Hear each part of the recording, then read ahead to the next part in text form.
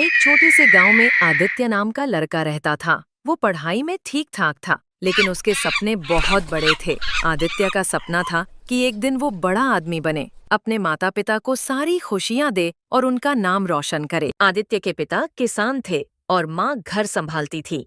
पैसों की तंगी तो थी, लेकिन माता पिता ने हमेशा आदित्य को हौसला दिया। जब आदित्य 10वीं कक्षा में था, उसके दोस्तों के पास अच्छे मोबाइल और महंगे कपड़े थे।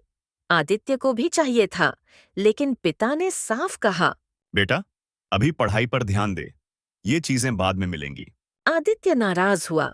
उसे लगा कि उसके माता पिता उसकी छोटी छोटी खुशियों को समझते ही नहीं। आगे चलकर 12वीं की परीक्षा आई।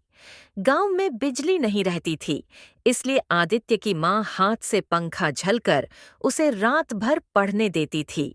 पिता खेत से थक कर आते, फिर भी टॉर्च की बैटरी खरीद कर लाते ताकि आदित्य पढ़ सके। लेकिन उस समय आदित्य ने कभी गौर नहीं किया। वो बस सोचता। मेरे दोस्तों की लाइफ मुझसे अच्छी है। आदित्य ने मेहनत की और अच्छे कॉलेज में एडमिशन मिल गया, लेकिन फीस बहुत ज्यादा थी। पिता ने अपनी जमीन का एक टुकड़ा बेच दिया। माँ ने अपने गहने तक गिरवी रख दिए। आदित्य को बहुत शर्मिंदगी महसूस हुई, लेकिन उसने सोचा। अब मुझे अपने सपनों के लिए सब कुछ करना ही होगा। कॉलेज में पढ़ाई मुश्किल थी।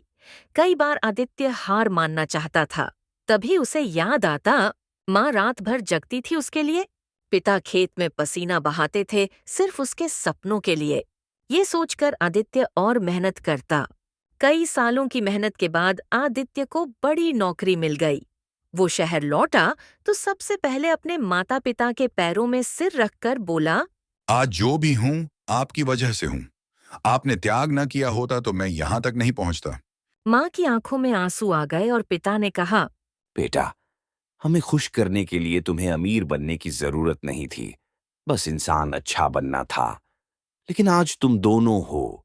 यह कहानी हमें सिखाती है कि माँ बाप का त्याग कभी भी छोटा नहीं होता। जो आज हमें सख्त लगती हैं उनकी बातें, वही हमारे भविष्य की नींव होती हैं।